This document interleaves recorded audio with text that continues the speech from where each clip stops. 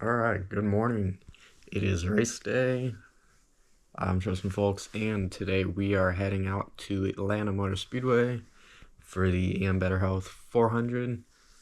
So we'll be making a 6-hour drive about from Central Florida all the way to the track.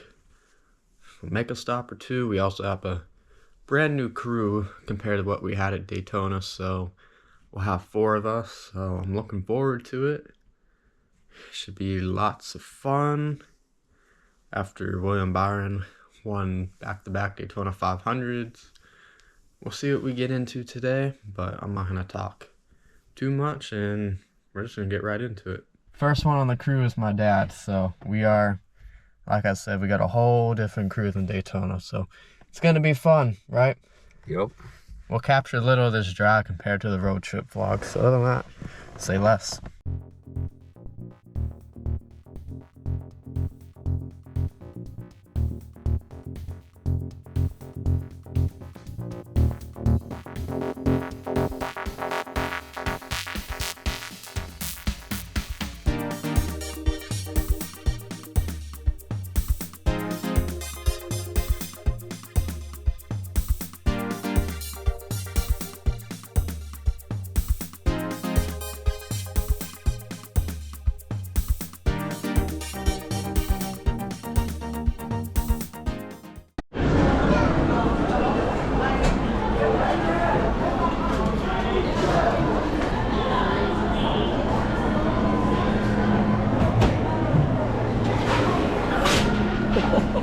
Insane.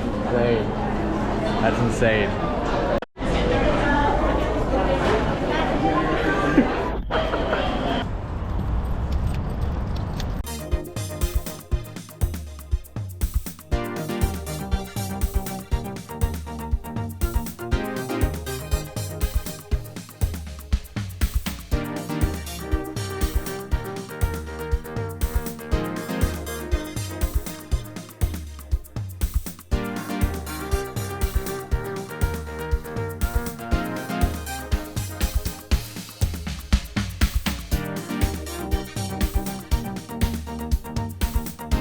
Alright, we have made it to Atlanta Motor Speedway, and this time we're going to get this one out of the way, but first I just saw the announcement of Corey Heim going to 23XI racing in the 67 car part-time starting at Kansas. I should be at that race in May, so we'll see him out there. We're going to get into my NASCAR fantasy picks with my 5 drivers that I'm putting in my lineup, and then these are all my picks as well. My first one is going to be Austin Cindric, starting second back-to-back weeks. He's been pretty good here at Atlanta. It's just a little sneaky that you don't really realize that he's really good here, hanging around in the top 10. So I'm going to pick him. My second pick, Kyle Busch. We had him last week too, but unfortunately, I think we know that he got caught up that mess with the 22 car. But Kyle Busch has been really good here too, and he just won the truck race yesterday. He's also starting 5th and really fast for a Chevy, so I like his chances.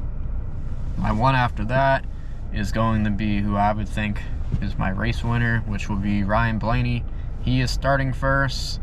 Looks like he has the best car overall. He just has not really got a win here, but a couple second place finishes last year, so I believe this is the time to come get a win, and he should be the favorite to win this race. And then we're also going to have another Team Penske car of Joey Logano again. Hopefully he doesn't make a mistake like he did last week and cost himself, because he probably could have won that Daytona 500 if he was a little more patient.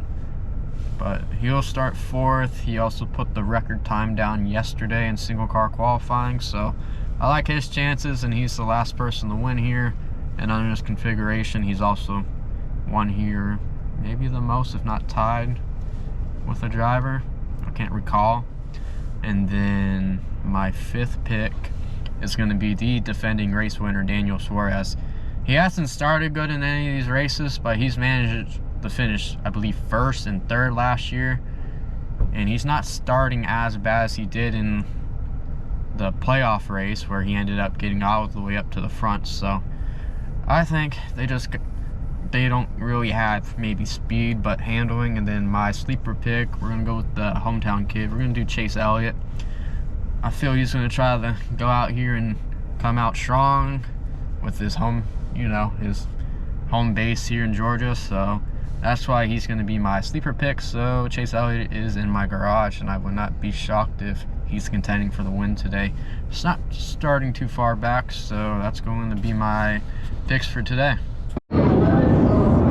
Alright, I forgot to go over my fantasy matchup. So we have William Byron versus Joey Logano. Based on my picks, I have Logano over Byron. My second one is the hard one between Daniel Suarez and Kyle Busch. I'm going to go with Kyle Busch on this one, even though Daniel Suarez has been really good. I like Kyle Busch more. Alright, and then my other two, I have Ryan Blaney versus Christopher Bell. I feel this one's a no-brainer. We have Ryan Blaney, and then I feel we have another no-brainer. Chase Briscoe versus Austin Cindric. We're going with Austin Cindric. So those are my picks. Sorry, I should have did this earlier, but I forgot.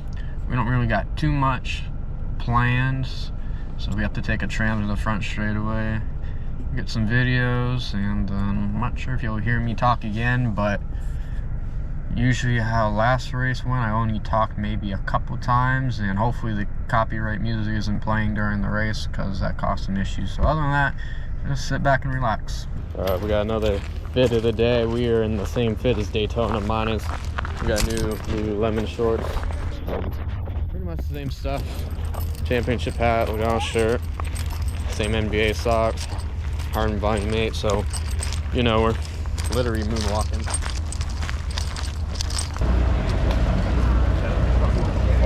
Hey, $40.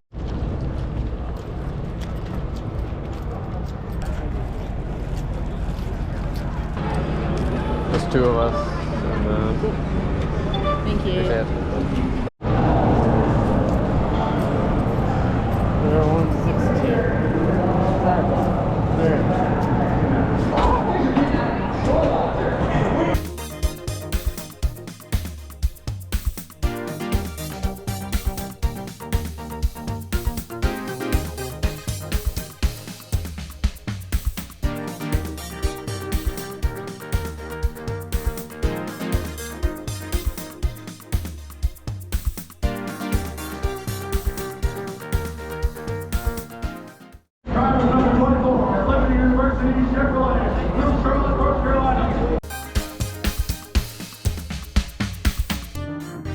Big round of applause for John Hunter-Nemechek as we get ready to roll off here in just a moment.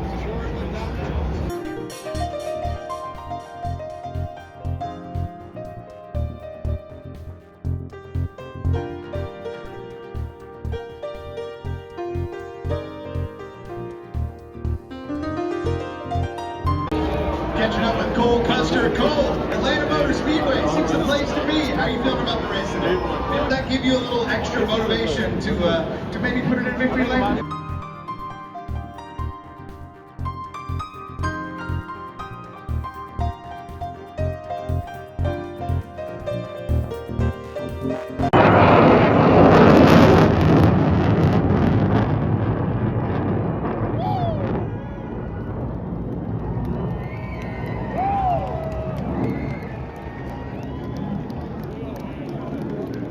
Here to say the most famous words in motorsports, please welcome the founder and of the legendary ZZ Top, Billy F. Gibbons.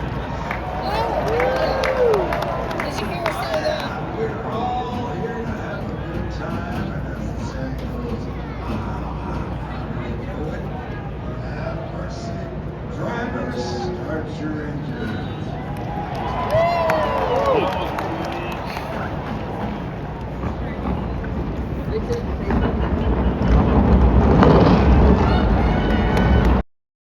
As mentioned, the copyright music was indeed playing during the race.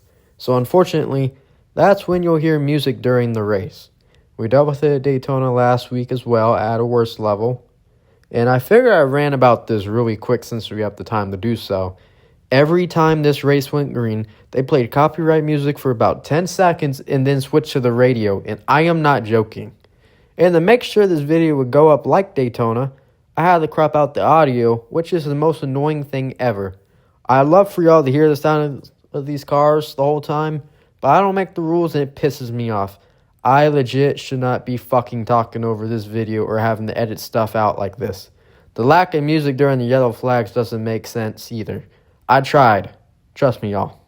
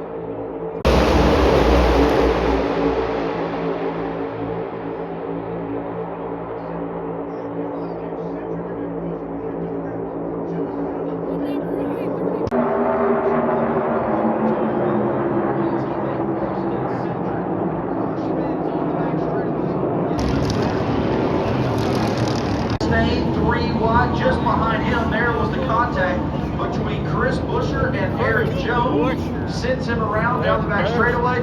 You see that tire go out of contact on the inside wall. Atlanta Motor Speedway. We love our fans, so we're driving. Junior or Chase? For you.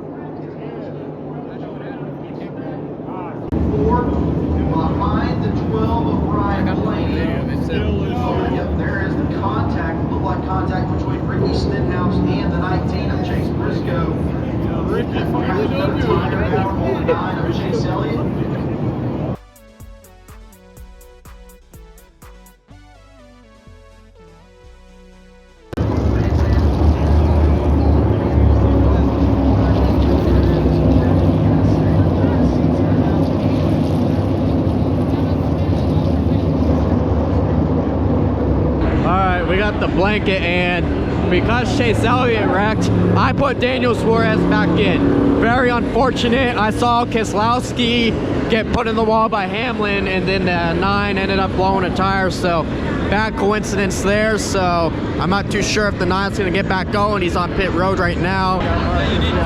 So that's the crew we got. I'm happy I got to make that pick, or that switch, and maybe it was better I didn't switch them, but the 9 looked really good until whatever happened. It looked like a blown tire after the 6 hit the wall.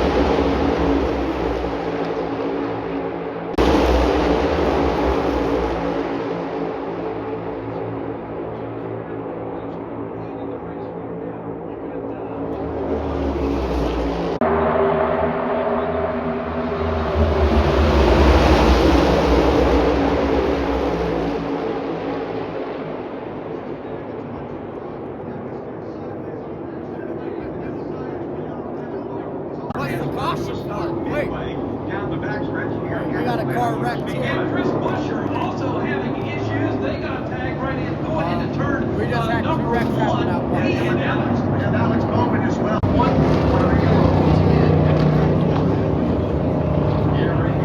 Yellow sign. What's it say? Something. No, it's blinking. It says a.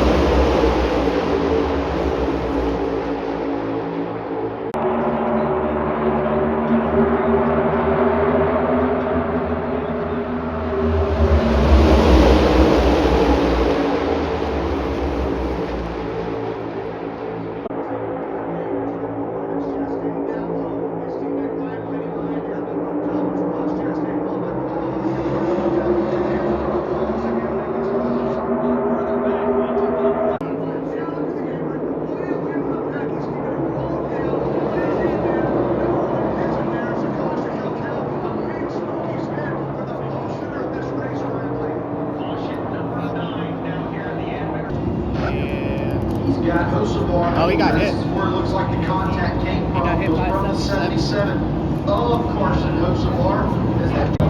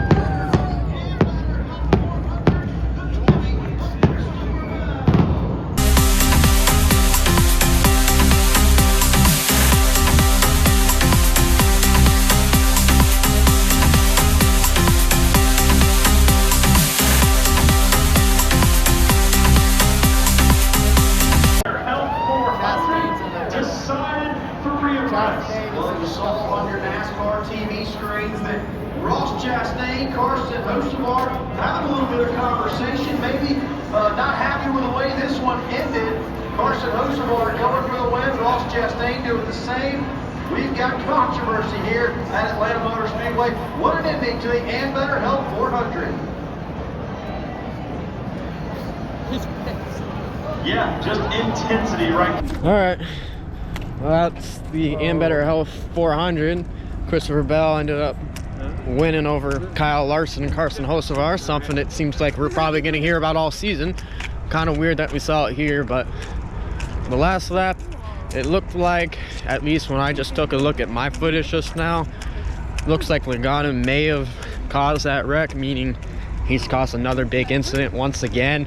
I'm gonna have to look back. I haven't seen any replay. I've only looked at my phone. And as soon as I seen the 22 zoom up on the 21, that's when it all just broke loose. So we'll have to see. So we'll have to take a look at stuff. I really enjoyed the race, and then towards the end they started singling out to try to set each other up at the end, and then it was just crazy at the end. But we also saw Chastain and Hocevar have an exchange. Not sure what exactly happened. There's just so much happening, but we're gonna get to the hotel and then I will get my final thoughts, and I'll take a look at other video. Maybe we'll do it tomorrow in the morning. So yeah, I won't be at Austin, so looks like Talladega will be my next. So I'll wrap this up here and then we'll do my final thoughts later on. All right, good morning. I'm gonna give my final thoughts. So overall, the race was really good. If you're at the track, you can see how it's like a conveyor belt through the turns. If you're on the bottom with a big run of momentum, and then the straights, it's like a big conveyor belt on the top side. So very cool to see that. But then we're also gonna get into some more controversy. It's just a thing that we see in NASCAR, honestly. So the first one I wanted to bring up that maybe you don't know is, I believe it was, I can't recall which wreck it was. I think it was the one with Elliott. That whole time, Ty Gibbs was wrecking in turn 2, going on to the back straightaway after he blew a tire. And I'm starting to have a concern NASCAR had no clue that happened, because I watched Ty Gibbs have to literally try to get off the track so the whole field didn't come crashing into him. He was trying very hard to get off the track. I think he reversed off the track just to make sure the whole field didn't pile in, because NASCAR had no clue he was wrecked on the track. I know a lot of people called out Carson Hocevar too. I didn't see a little too much, but then I do know he was a part of the Blaney incident. It looked like Blaney was a bit low, came up a little, but I still think Hocevar hit him wrong, could have let off. But I know it's getting a little late in the race. Don't really know too much what to say about it now that I've seen a replay of it. And then we have the final lap, which we'll talk about the crash first, what actually happened. So we had Ricky Stenhouse Jr. getting into the wall on the outside first, which seemed to start stacking them up a little, but obviously no one's going to let up. We had Hocevar there, who made contact with some cars, which is maybe what started to lead to what this wreck turned into, because then we saw Chastain send Barry a little up the track, and then Barry saw Logano coming high, so it looked like he wanted to get behind Hamlin there, but it was a little too late. He hits Hamlin, it's in Chastain, and then up into Logano, and we didn't wreck that many cars, but... And then we have them going 3 wide, so when I was filming the wreck, I'm like, okay, let's just get the end of this race, and then I see the caution lights on, and I'm confused. And here we are again talking about cautions being thrown on the last lap, or no cautions being thrown on the last lap. And I think NASCAR got it wrong again for a second straight week. 3 times in the Cup Series they've got this wrong. 3 out of 3 times. Because everyone was slowed down. BJ McLeod was already slowed down. I believe he was the only car left on the lead lap, but he was starting to have issues and was just running off the pace in the back with a couple other guys that were laps down, they were already completely on the brakes, going very slow, and then that's when NASCAR threw the caution. So you want to talk about the Xfinity Series race or whatever. I've seen the statements just now. I don't really understand because I know there was no debris on the track. The track was clearing up. Everybody was slowed down. Everyone was going to get through it, as we saw in my video. Everyone got through it when everyone had to slow down, and then they just throw that caution. I don't get it. I don't actually understand it. I don't think we're having an instance like this next week in Austin, but who knows? Someone may just go into the tire barriers or some garbage, and then there's your caution. I don't know. I get that, but that's just for another day. But other than that, I feel that really ruined the finish. I remember what I was going to say. Me putting Chase Elliott in the garage, I low-key should have knew better, but then I saw McDowell get his laps back. I'm like, okay, he's going to need a lot of cautions. Then Elliott took a wave around. Then he got another caution, got on the lead lap, and then he finished 20th, if not 21st. So I took an L there because Suarez got in that wreck from Ty Gibbs. So unfortunate. Alright, so now I'm going to wrap this up here. We'll be in Atlanta for a couple more days. So we have some plans, and I'll be vlogging that. So expect that to come on the channel. My next race will be Talladega in April. First time at Talladega, so I'm looking forward to it. So it should be very fun. So maybe I'll upload some more NASCAR stuff, but we'll see what's in the plans. So other than that, this is going to be the end of this video, and I hope you enjoyed it and you have an amazing day. Take care.